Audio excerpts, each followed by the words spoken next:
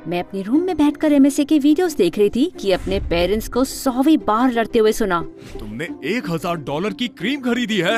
हाँ तो तुम्हें पता है गले की स्किन कितनी नाजुक होती है। इस गांव में रहकर मुझे इतनी टेंशन हो रही है, मेरी स्किन पर झुर्रियाँ आ गई हैं। अब मुझसे कोई प्यार नहीं करेगा।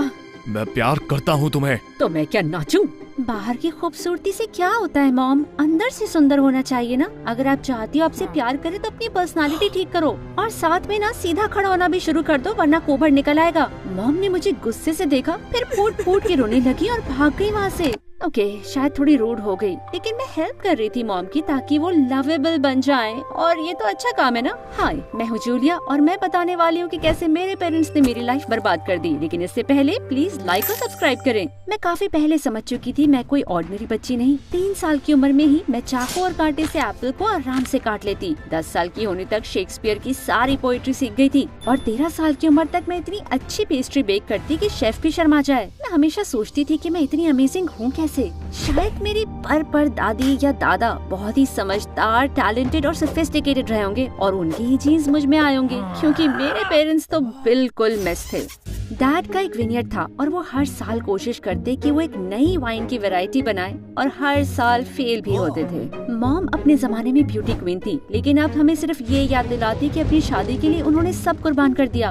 अब उनका शौक था पैसे उड़ाना, जो हमारे पास थे भी नहीं, स्किन केयर और मेकअप में। जैसे जब मैं 16 साल की थी तो मॉम ने इंटरनेट से कोई एंटी एजिंग क्रीम मंगाई, जिससे उन्हें बड़ा बुरा रिएक्शन हो गया और पापा को पैसे देने पड़े उनके स्किन ट्रीटमेंट के।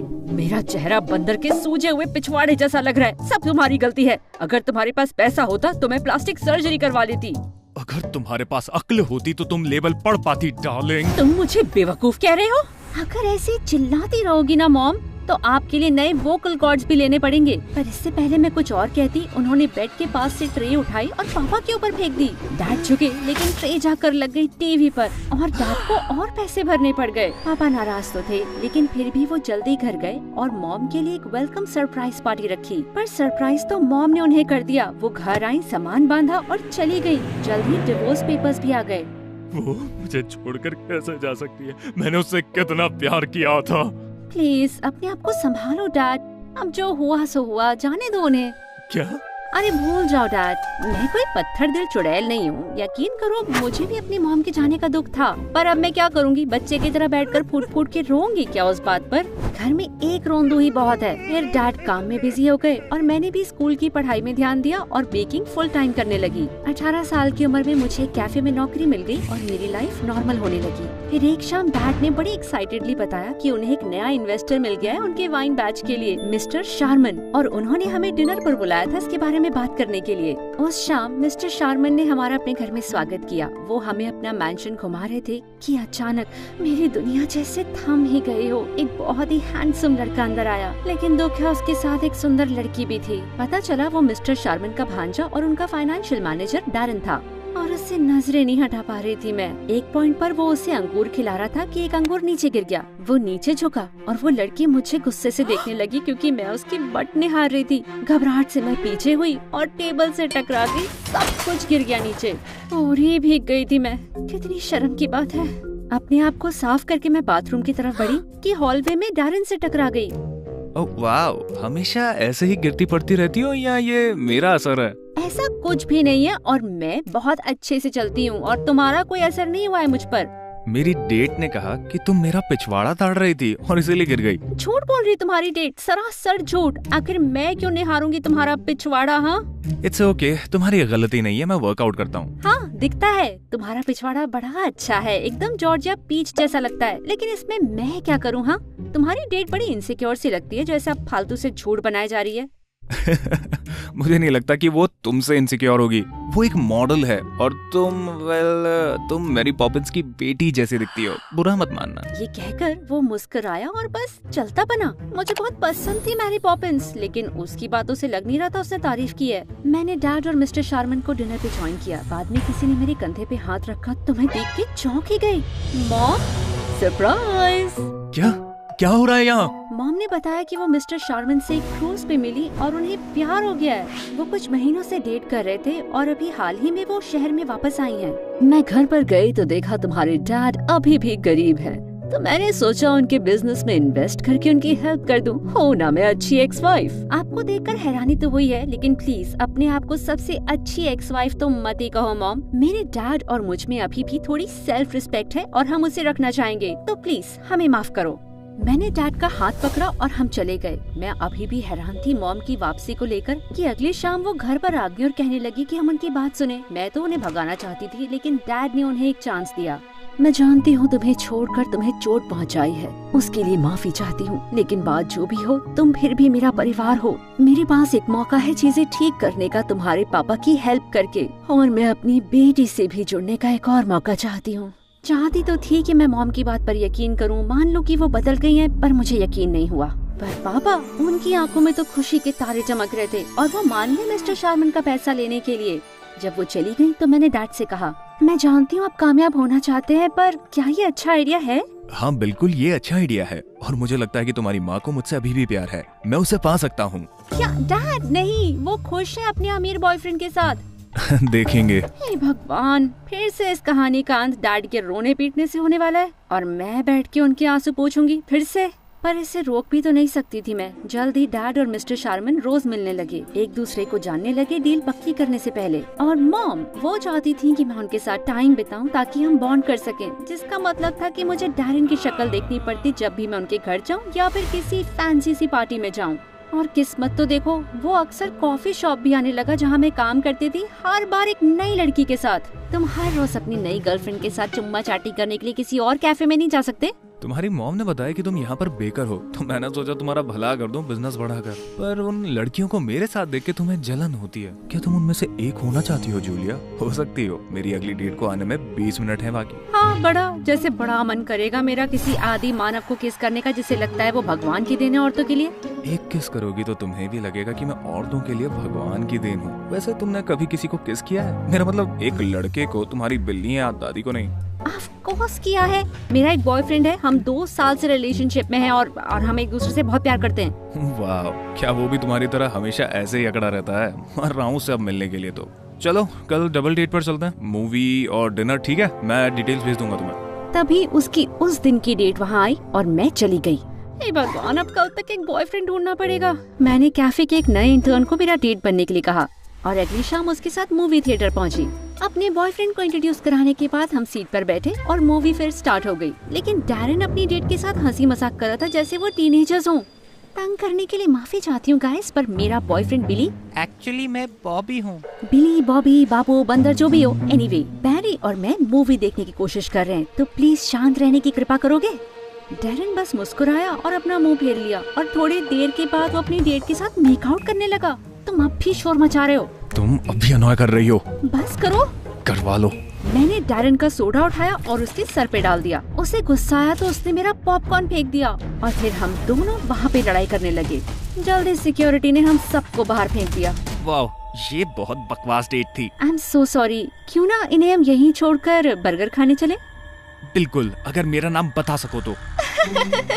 तुम कितने फनी हो बेबी।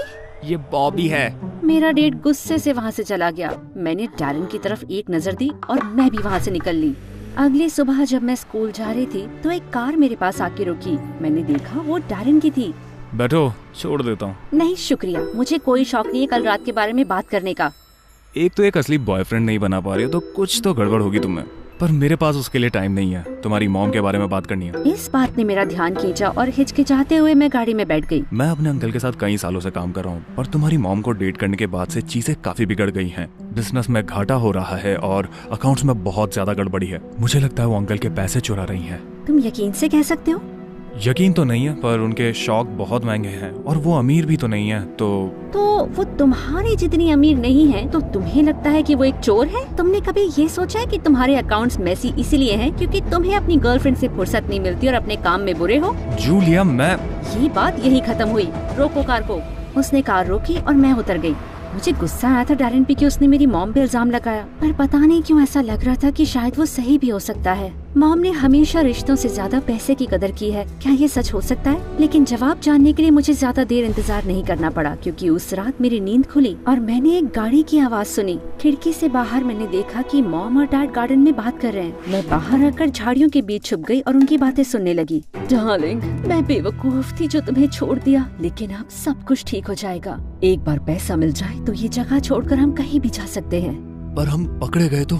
मेरा बॉयफ्रेंड एक नंबर का गधा है। इतने महीनों से उससे पैसे चुरा रही हूँ, उसे कोई आइडिया भी नहीं है। जब तक उसे एहसास होगा कि पैसा मैंने चुराया है, हम जा चुके होंगे। और बेबी, तुम नहीं चाहते जूलिया को अच्छी लाइफ मिले? डैड ने हामी भरी और उन्होंने फिर किस किया। मॉम गई, पर जब डैड घर में घुसे, मैं सामने खड़ी थी। Hello dad. Oh my God Julia, तुमने तो मुझे डरा ही दिया। आप डैरन के अंकल को धोखा नहीं दे सकते। वो आपके बिजनेस में इन्वेस्ट कर रहे हैं और आप उनका पैसा लेके भाग जाओगे। इतनी अच्छी बिजनेस अपॉर्चुनिटी को आप क्यों बर्बाद कर रहे हो? क्योंकि तुम्हारी माँ और मैं एक दूसरे से प्यार करते हैं और उसके आगे कुछ नहीं। एक बार हमारे पास पैसा आ जाए तो हम फिर से शुरू कर सकते हैं और कहीं भी जा सकते हैं। लेकिन ये फिर भी इलीगल है डैड। आप ऐसे नहीं हो। और आपको इतना यकीन कैसे है कि मॉम हमें फिर से छोड़कर नहीं चली जाएंगी? क्योंकि वो बदल गई है। इस बार चीजें अलग होंगी। वो वाकई मुझसे प्यार करती है। इस दुनिया में मॉम को सिर्फ दो चीजों से प्यार है, पैसे और खुद से। कल का दिन बहुत इम्पोर्टेंट है जूलिया, तुम टांग मत अड़ाना। अगले दिन मैंने डैड को फिर समझाना चाहा, पर उन्होंने एक नहीं सुनी। तो मैं डैरन के घर गई और उसे सब बता दिया। हमें सबूत चाहिए था, तो मैंने मॉम के कमरे की तलाशी ली और मैंने पाए बड़े सारे नकली पासपोर्ट्स, नकली आईडीज उनके ड्रॉर के पीछे। मैंने फटाफट सब अपनी जेब में भरा। मैं जाने के लिए तैयार हुई कि कालीन में मेरा पैर फंसा और मैं मुंह के बल नीचे गिर पड़ी। तभी मॉम वहाँ पर आ गई। जूलिया, मेरे कमरे में क्या कर रही हो? मैं तो आपसे मिलने आई थी मॉम, और मैं आपकी कालीन को देख रही थी कि वाह कितनी सुंदर है ये देखने में। इसकी एम्ब्रॉयडरी कितनी अच्छी है और इसका कलर भी कितना अच्छा है। आपका टेस्ट बहुत सही है मॉम, अब मेरा भी वैसा हो गया है। मैं बहुत शुक्रगुजार हूँ मॉम कि आपकी वजह से मैं इतनी अच्छी बनी हूँ। मैंने मॉम का हाथ चूमा, उन्हें गले से लगा और वहाँ से भाग ली। कमरे के बाहर देखा डैरन को बड़ी हंसी आ रही थी। मैं खींचकर उसे दूसरे कमरे में ले गई। कालीन देख रही थी। कहाँ से आते हैं तुमको ये आइडियाज? आ जाते हैं। और मुझे कुछ मिला है, पर अपनी मॉम के खिलाफ तुम्हें सबूत दूं, उसके पहले वादा करो कि मेरे डैड को कोई सजा नहीं मिलेगी। मैं जानती हूँ उनकी भी गलती है और मैं कुछ ज्यादा मांग रही हूँ, लेकिन वो बस एक मासूम से प्यार में अंधे आदमी है जिन्होंने गलत औरत से प्यार किया, और उनके सिवा मेरा कोई नहीं। डैरन ने प्यार से मेरा गाल पकड़ा और अचानक बड़े सारे आंसू मेरी आंखों से बहने लगे। मैं समझता हूँ जूलिया, जब मैं छोटा था तब मेरे डैड भी चले गए थे। ये आसान नहीं होता। वादा करता हूँ तुम्हारे डैड को कुछ भी नहीं होगा। वादा करते हो? डैरन ने हाँ कहा और मुझे गले से लगा लिया। ये बहुत अमेजिंग लग रहा था। उसने मुझे घर छोड़ा और उस रात मैं डैरन के सपने देखते हुए सोई। अगली सुबह डैरन ने कॉल करके बताया कि उसे कोई लीड मिली है और वो बाद में अपने अंकल को एक गोल्फ इवेंट में सब बताएगा। डैरन मॉम की पोल खोले उससे पहले मैं डैड से एक बार बात करना चाहती थी, पर वो घर पर नहीं थे। और तभी मैंने डैड के टेबल पर नोटिस किया उसी गोल्फ इवेंट का इनवाइट। मैंने फटाफट कैब पकड़ी और वहाँ गई। जगह बहुत बड़ी थी और समय निकला जा रहा था। तब मैंने देखा एक बुढ़ी सी औरत एक गोल्फ कार्ट में चढ़ रही थी। एक्सक्यूज मी मैम, जो कर रही हूँ उसके लिए माफ कर दीजिएगा, पर ये इमरजेंसी है। ये कहकर मैंने उन्हें साइड में खिसकाया। कार्ट में बैठकर उसे तेजी से चलाने लगी। वो बहुत डर गई थी। मेरी ड्राइविंग स्किल्स यहाँ मत जज करना, मैं एक्चुअली बड़ी अच्छी गाड़ी चलाती हूँ। पूछ लो मेरे दोस्तों से, वो कहते हैं मैं एक दादी के जैसे गाड़ी चलाती हूँ और ये कॉम्प्लीमेंट है। एनीवे, बड़े सारे पैर रौंदने और एक गुस्सैल गोल्फर से पीछा छुड़ाने के बाद फाइनली मुझे मॉम और डैड मिस्टर शारमन से बात करते दिखे। डैड ने कुछ पेपर्स निकाले। मिस्टर शारमन उन पे साइन करने ही वाले थे कि मैं कार्ट से निकली, उन पर कूदी, पेन छीना और दूर फेंक दिया। जूलिया, क्या कर रही हो तुम? माफ करना, कहाँ है मेरे मैनर्स? अपनी बदतमीजी के लिए माफी चाहती हूँ मिस्टर शारमन, पर आपकी गर्लफ्रेंड और अनफॉर्चुनेटली मेरी माँ आपसे धोखा कर रही है और आप वो चाहती हैं कि आप मेरे डैड के बिजनेस के लिए पैसे दें और वो पैसे भी लेकर ये भागने वाली हैं। ये क्या बकवास है? डार्लिंग, इसका यकीन मत करो, ये झूठी है।